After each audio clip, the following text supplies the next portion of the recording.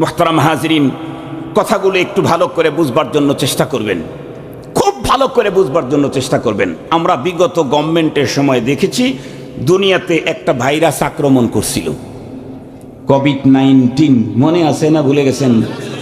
মনে আছে? কোভিড-19 যখন পৃথিবীকে স্তব্ধ করতে ছিল, বাংলাদেশেও আক্রমণ করলো। অনেক গল্প আছে, বাইকে নিয়ে আসলে ভালোই মনে আসতেছে। ভাই, আমি কিন্তু 10:30টায় ছেড়ে দেবো, আপনি চলে আসেন। আমি অস্থির লাগতেছে আর কি, আমি হাঁপায়ে যাচ্ছি কথা বলতে।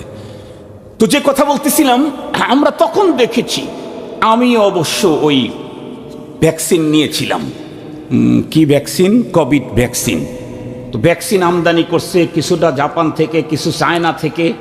আমরা তখন কি দেখলাম, এদেশের বড় বড় যারা এমপি, মন্ত্রী, সচিব, তারা বিদেশি ভ্যাকসিন জাপানেরটা ব্যবহার করে, আর পাবলিকের গ্রামের জন্য চায়না পাঠায়। গতকালকে আমি এক দোকানে গেছি জুতা কিনবেন লেগে, কক্সবাজারে। তো বলতেছে, হুজুর এটা চায়না, তার মানে বেশি দিন যায় না। ওই দোকানদার আমারে বলতেছে যে হুজুর জুতা একটা দিলাম, কিন্তু এটা কিন্তু চায়না, তার মানে বেশি দিন যায় না। বেশি দিন যায় কোনটা? জাপান টাপানগুলা বেশি দিন যায়, চায়না নাকি বেশি দিন যায় না। তো যাই হোক, চায়না দিত। আমরা দেখলাম কি বিগত সময়ে কোভিড যখন আক্রমণ করলো, এমপি মন্ত্রীরা তারা তখন এই ভ্যাকসিন নিল সবচেয়ে দামিটা। কেন? কারণ এই ভ্যাকসিন না নিলে যে কোনো মুহূর্তে কোভিডে আক্রান্ত হয়ে শেষ হয়ে যেতে পারে। আমরা বলতে চাই, তাহলে কোভিডে আক্রান্ত হলে বেশি থেকে বেশি একজন মানুষ মরে যাবে, সমাজ নষ্ট হবে না, সমাজের মানুষকে খুন করা হবে না, সমাজের সম্পদ দেশের বাইরে যাবে না, বাংলাদেশের টাকায় বিদেশে 400 বাড়িও হবে না। কথা বলেন, লাগানো দরকার। আমার তো মনে হয় তাকওয়ার ভ্যাকসিন প্রথমে মন্ত্রী, মিনিস্টার আর সচিবদেরকে লাগানো দরকার। মন্ত্রী মিনিস্টারের অন্তরে যদি তাকওয়া আল্লাহর ভ্যাকসিন ঢোকে, ওই মন্ত্রীর পকেটে দেশের সম্পদ টাকা কখনোই ঢুকতে পারে না। তার সন্তানেরা বিদেশে বাড়ি গাড়ি তৈরি করতে পারবে না রাষ্ট্রের টাকা দিয়ে। সচিবের অন্তরে যদি তাকওয়া আল্লাহর ভ্যাকসিন ঢুকানো হয়, তাহলে ছাগল কাণ্ড ঘটবে না। মুহতারাম হাজিরিন, এমপিদের অন্তরে যদি তাকওয়া আল্লাহর ভ্যাকসিন ঢুকানো হয়, তাহলে সরকারি বাজেটের টাকা দিয়ে ভাই বোনার শ্যালকেরা অট্টালিকা করতে পারবে না। মুহতারাম হাজিরিন, পদ্ধতি কিন্তু দুইটা। আপনারা যেটা খুশি সেটা নেন, আমি আপনাদের সামনে শুধু বলে যাই, কারণ আমি তো ডাক্তার, প্রেসক্রিপশন দেব। ওষুধ খাওয়া না খাওয়া এটা আপনার ব্যাপার। ইন্নামা আলাইকাল বালাগ ওয়া আলাইনাল হিসাব, এটা আল্লাহ বলছেন, আমি বলিনি। আল্লাহই বলেছেন তার রাসূলকে, ইন্নামা আলাইকাল বালাগ, আপনি তো শুধু পৌঁছায় দিবেন, আমার মেসেজটা পৌঁছায় দেন। কে মানে না মানে, সুম্মা তুওয়াফা কুল্লু নাফসিম মা কাসাবাত। কে মানে না মানে, সুম্মা তুওয়াফা কুল্লু নাফসিম মা কাসাবাত। আপনি পৌঁছায় দেন, আমি পৌঁছায় দিচ্ছি। পদ্ধতি হলো দুইটা। একটা হলো আগামী দিনে যারা মন্ত্রী, মিনিস্টার, ব্যারিস্টার, এদেশের সচিব হবে, এদেরকে যদি ধরে ধরে তাদের সিরাতে তাকওয়া আল্লাহর ভ্যাকসিন ঢুকায় দেওয়া হয়, তাহলে দেশের 1 টাকাও নষ্ট হবে না, একজন নারীর ইজ্জত লুণ্ঠন হবে না, একজন গরিবের সম্পদ জবরদখলে যাবে না। যদি বলেন হুজুর এই ভ্যাকসিন দেওয়া কঠিন, তাইলে আগামী দিনে সময় আসছে যাদের অন্তরে তাকওয়ার ভ্যাকসিন নেওয়াই আছে, তাদেরকেই চেয়ারে বসায় দেন। এটাই মনে হয় বেশি নিরাপদ, নাকি বলেন? কারণ ওই চেয়ারে যাওয়ার পরে আবার ভ্যাকসিন নিবে কি না ওইটা ঝামেলা। যদি না নেয় তাহলে তো ঝামেলা আমাদের ঘাড়ের উপরেই চাপবে। ওর চাইতে যাদের অন্তরে তাকওয়ার ভ্যাকসিন আছে, আমরা তাদেরকে বেছে বেছে চেয়ারে বসাইতে চাই।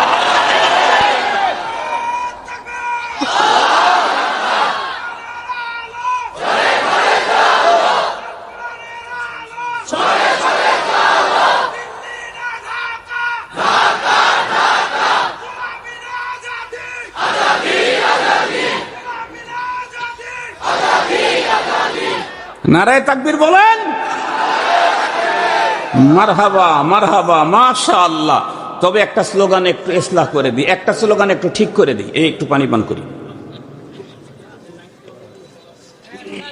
সেটা হলো আল কোরআনের আলো ঘরে ঘরে আর সংসদে জ্বলো না।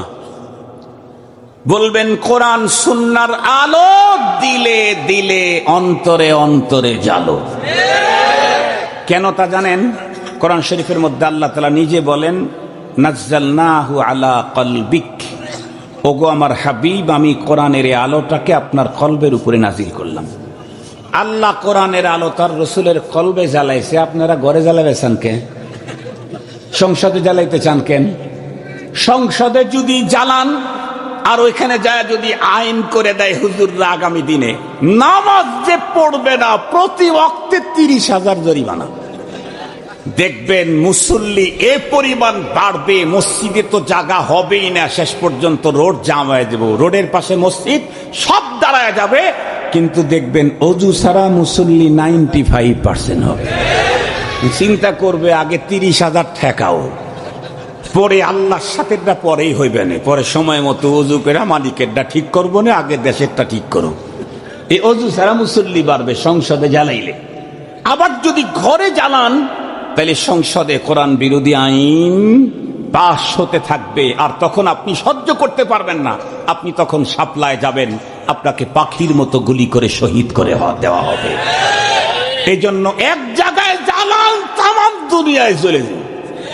সেটা কোথায়? আবার বলেন কোথায়?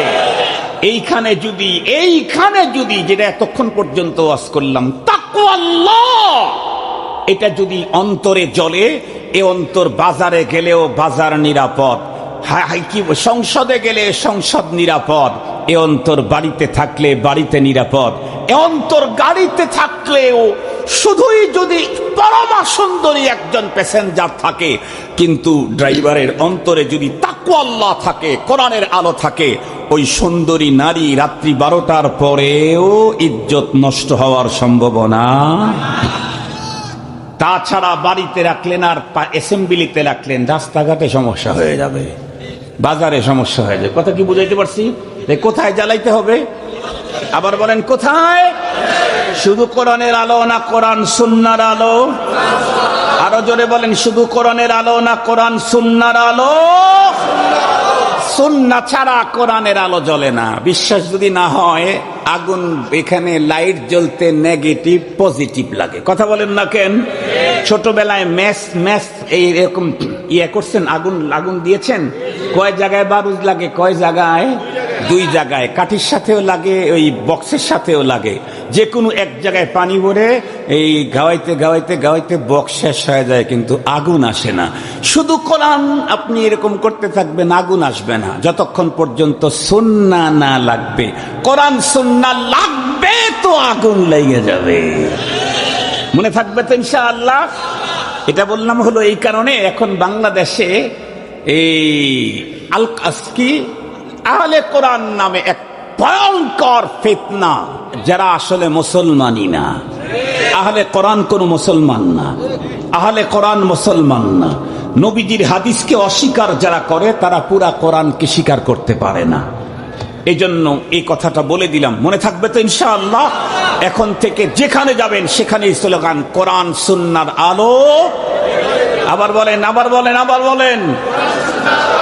সংসদে জ্বালায়া থিয়া যখন কবরে মাটি হবে, তখন যদি ঘরে না থাকে, তাহলে তো প্রশ্ন করবে মার রব্বুকা, ঝামেলা হয়ে যাব।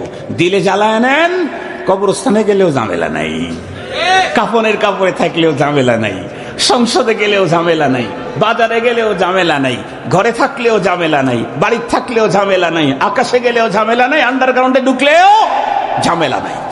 মুহতারাম হাজিরিন, পদ্ধতি কিন্তু 2টা বলেছি, মনে থাকবে তো?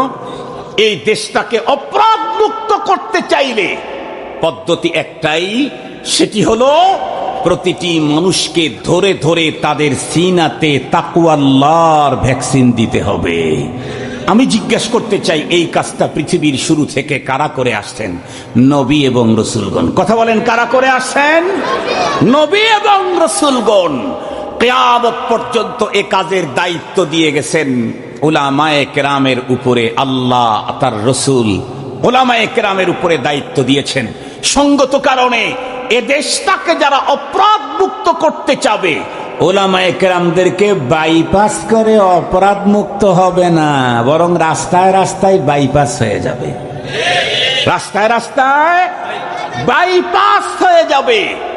সমাজকে অপরাধ মুক্ত করতে চাইলে ওই যুগে, জাহেলি যুগে নবীকে লেগেছে, এই যুগে নায়েবে নবী লাগবে, কারণ নবী আগমনের কোনো সুযোগ নেই।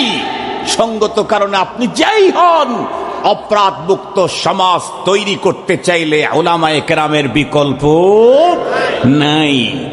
আপনি যত বড় ব্যারিস্টারই হন, তাই বলে কি ইনজেকশন পুশ করা জানেন? না, ইনজেকশন পুশ করাতে একটা নার্স ভালো পারবে আপনার চাইতে। আপনি জগৎ বিখ্যাত আইনজীবী, কিন্তু ইনজেকশন পুশ করা তো আপনি জানেন না, ওইটা একজন নার্স ভালো পারবে। আপনি জগৎ বিখ্যাত নেতা, কিন্তু সমাজকে অপরাধ মুক্ত করবার জন্য যেই ভ্যাকসিন, এটা আপনি দিতে পারেন না, আপনার কোনো নেতা দিতে পারে না, এটা নায়েবে নবী উলামায়ে কেরামদেরকে দিয়েই দিতে হবে। মুহতারাম হাজিরিন, জি আসছে কি আসতেছে? আমি আরো কিছু ওয়াজ করব, আল্লাহ আরো ওয়াজ করব। আমার যে নেশাব পার হয়ে যেতেছে, মানে আমার স্বাভাবিক যে ওয়াজের টাইম সেটা 1 ঘন্টা পার হয়ে গেছে। এরপরেও বলি আপনাদেরকে, মুহতারাম হাজিরিন, খুব ঠান্ডা মাথায় সুন্দর করে শেষ কথাটা আপনাদের খেদমতে বলে যাই। কোরআনে হাকিমে আল্লাহ তাআলা সর্বশেষ কি অর্ডারটা দিলেন? ওয়াত্তাকু ইয়াওমান তুরজাউনা ফিহি ইলাল্লাহ। আমি আপনাদেরকে শেষ কথা যেটা বলবো, আমাদের আগামী দিনে হ্যাঁ না ভোট আছে। আপনি যাই করেন, কমপক্ষে হ্যাঁ ভোটটা দিয়েন, কমপক্ষে হ্যাঁ ভোটটা দিয়েন, আগামী দিনে যাতে কোনো স্বৈরাচার তৈরি হতে না পারে। আমরা তো স্পষ্ট আগের থেকেই বলছি, আমরা তো আপনাদের ওই চেয়ার দখল করতে চাই না, কিন্তু আপনারা 54 বছরে যখন চেয়ারে যায় মানুষের উপরে খালি জুলুম করেন, এখন দেখতেছি না গেলে আর হবে না। এজন্য আমরা আপাতত 2-4 জনকে পাঠাইতেছি, তার মধ্যে আজকের মাহফিলের প্রধান যিনি আল্লামা মামুনুল হককে আমরা আগামী দিনে সংসদে দেখতে চাই। আর একটু জোরে বলেন আল্লাহ। এদেশের শীর্ষস্থানীয় উলামায়ে কেরাম যারা নির্বাচনে অংশগ্রহণ করছে, তাদেরকে তোমার দয়া দিয়া সংসদে পাঠায়া দাও। আল্লাহ তাআলা আমাদের সকলকে আলোচিত কথা বুঝবার, আমল করবার তৌফিক দান করুক। আসসালামু আলাইকুম।